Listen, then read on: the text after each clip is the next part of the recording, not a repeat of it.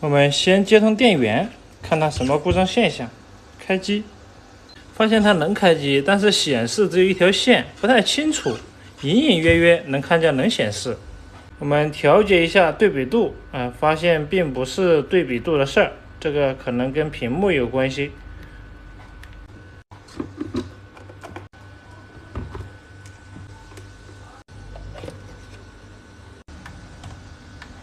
电池呢是直接没有插，看里面成色怎么样？看这里面呢，成色还可以，没有被大修过。哎呀，看这个主板的背面就不行了，确实呢被大师修过。看这里被飞了很多线，打了胶在上面。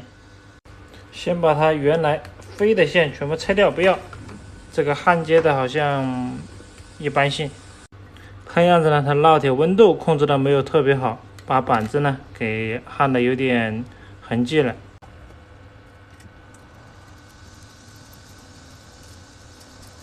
拆下来过后呢，看还可以，上一位时候呢焊接了一下内存，然后这里呢虽然有点小损坏，但是不是很严重，其他地方去之后呢没有违痕迹。端子呢有点小损伤，但是问题不大。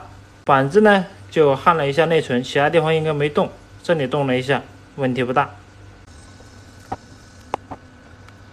清理完成过后呢，测量每一条线是否真的有断线。经过测量呢，发现并没有断线，其中只有这根、这根、这根，这3根呢是测不到的。这3根呢，实际上它是一个无用的端子，直接接到这边焊盘上，作为了一个测试点。既然如此呢，可能端子里面有问题。仔细看，这个端子里面被人打上了胶。可能呢，故障点是在个端子上，清理出来都是这样黑色的胶在里面。将端子呢重新焊接过后，再次进行测试。再次通电测试，开机，哎呦，发现黑屏了，我操！故障越修越大了。玩呢？最后经过摸线检测，好像确实有断线在这边。然后我在这里开了一个窗，看见没？这里。夹层里面的窗给它开出来，从这里开始飞线。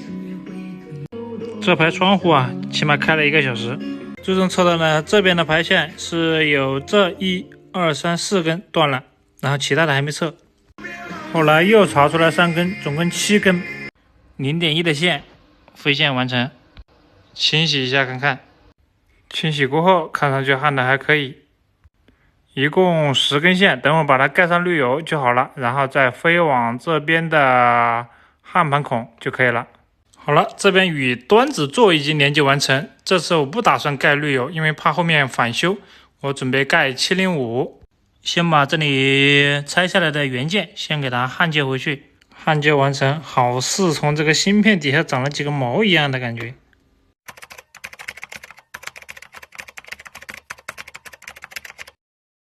开机测试显示呢非常 OK， 手动呢在后面加了一个模块，加强模块啊，有没有老铁知道这个加强模块是干什么用的？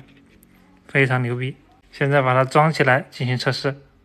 装机后呢，测量波形正常，这是正弦波、方波、三角波、锯齿波。好了，功能应该是没什么问题。外面表功能，风鸣档正常，电阻档正常。